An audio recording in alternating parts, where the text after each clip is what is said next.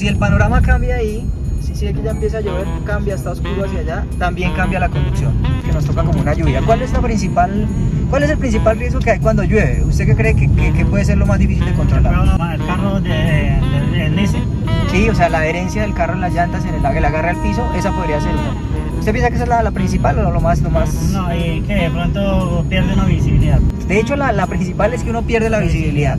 Después la adherencia, después la distancia de frenado también se complica, o sea, hay que... Porque ya va a resbalar el carro. Exactamente, así de sencillo, exacto. Fíjense que son cosas intuitivas, pero sí particularmente cuando llueve hay que tener mucho más cuidado. Maniobras, por ejemplo, de riesgo, no solo la frenada de emergencia, sino mover el timón, pues para eso la idea es que yo vaya a una mínima velocidad controlada.